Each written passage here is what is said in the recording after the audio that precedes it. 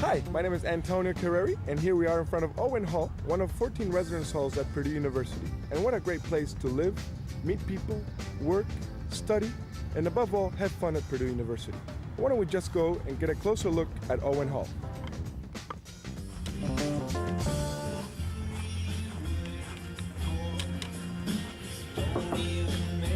Hi, Brian. Hi, Brian. How you doing? Hey, what's going on? Not much. So you've lived here for a couple of weeks. Tell me how you like it. Oh, it's great. We're getting to know everybody on the floor. We've met a lot of new friends, hung out in the rooms, played some intramural sports and everything. It's great. Good. What do you think? It's pretty cool. We've got computer labs if you don't have your own computer, which is kind of nice. We've got big screen TVs with couches around them if you want to go chill downstairs. We've got pool tables, ping pong tables, pretty much anything you really want to do, you can do here. Let me show you the room. All the rooms come with a couple of beds, and you can leave them down on the floor, you can bunk them, or you can put them up in lofts like what we did. Gives you a little more space in the room. We also added a ceiling fan up here hooked to our loft so we could keep the room a little extra cool on those days that it gets hot. Over here we got our entertainment center. We got the TV and the stereo system for when we want to relax. And we got a couch over here with the Purdue P blanket so we can represent the school here.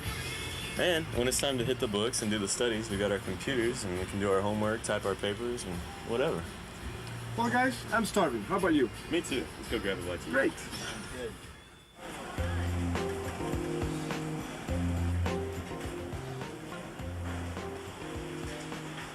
One of the great things about living in the residence halls is the convenience of being able to eat at any dining hall around campus. As you can see, there's a wide variety of food to choose from, so you always find something you like. I like eating at the residence halls because I can catch up with my friends after a long day of classes.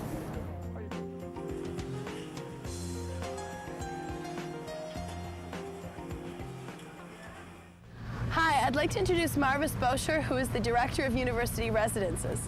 Marvis, tell me a little bit about residents living at Purdue.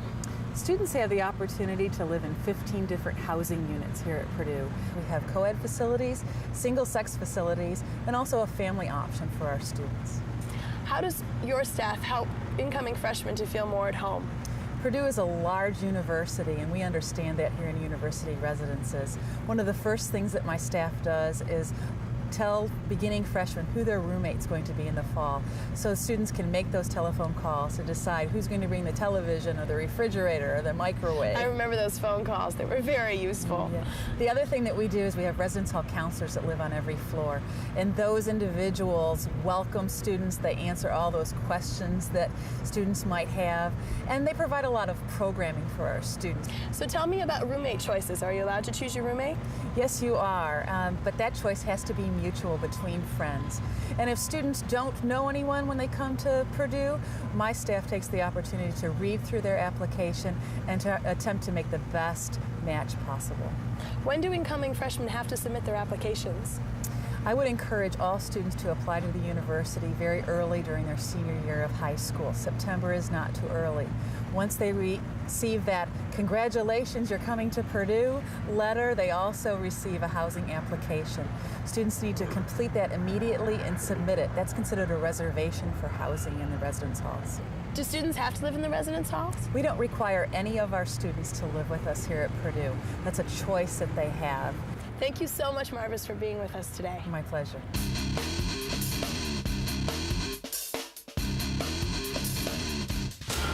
Hello, today I'm here with Bernie Tao, a professor of Ag and Biological Engineering, and we're going to be discussing students and professors' experiences with large classroom sizes. Bernie, what is it like when you walk into a classroom of 150 to 250 students for the first time?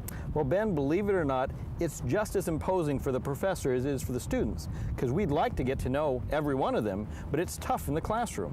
How did you do it when you were a student? Well, I noticed the important thing is for the student to take the first step. And if I went down after class and asked my professor a question about something in lecture, they'd always helpful with answers, and sometimes they'd even invite us to come back to their office to discuss it in more length. And you know, Ben, that's the technique I use. I invite the students to come to my office just to meet me, to chat about anything. It doesn't have to be classwork, so we can get to know each other a little better. That's so important in their later years when they're looking for jobs, and we can help them by making contacts and tell companies who they are, as well as telling them what the companies are like. Well, thank you very much, Bernie. Pleasure, Ben.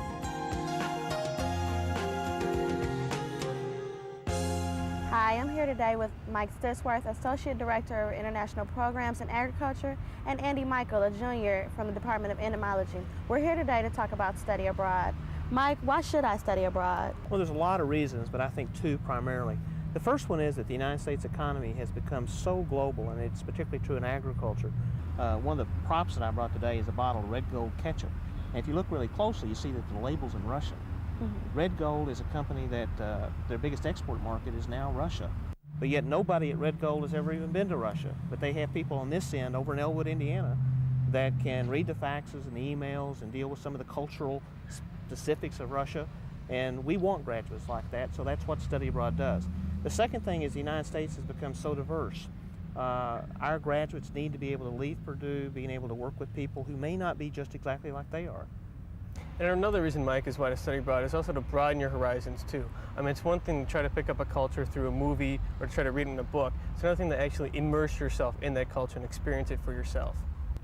Now, Andy, I understand that you studied in France. Was it difficult as far as money and losing a semester? Not at all. Financially, the Agricultural Study Abroad Office has many scholarships available, and also a lot of programs are actually free too. And as far as grades too, they're easily transferable. All the classes that you take, all the credits come back to here. And also you don't really need a minimum GPA either. As their saying goes, if you want to go, they'll try to send you. Great, thanks a lot, guys. Thank you. Thank you.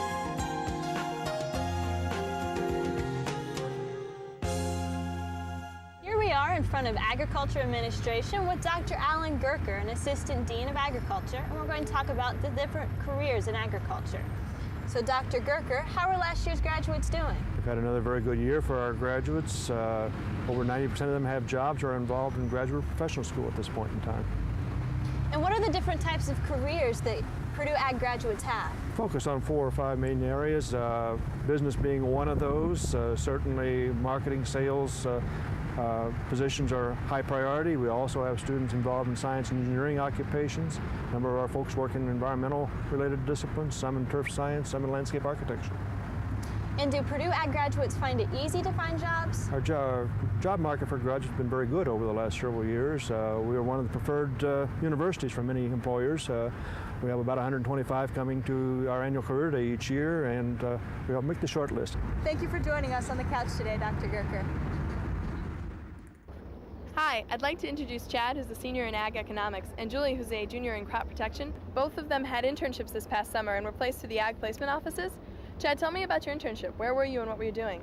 I had the opportunity to work with Dow AgriSciences in Indiana, Ohio, and Michigan. I got to help service accounts for some of the sales reps in that area, and also got to help develop some of the markets for their products. Julie, what were you doing? I had a good experience with American Cyanamid as a tech service intern in northern Indiana. I spent most of my time working with the demonstration plots and putting out some research plots as well. And Chad, what was the largest benefit of the internship for you? I think the biggest thing for me was getting to network with the people in the company and our competitors. I got to utilize some of the skills I learned here at Purdue and put them in a real-world atmosphere. And Julie, what did the internship teach you about the real world? Well, I think it was really important for me coming from a non-farm background. It helped me really redefine some of my career goals. I think I want to go into research and possibly graduate school. Thank you so much for being with us today.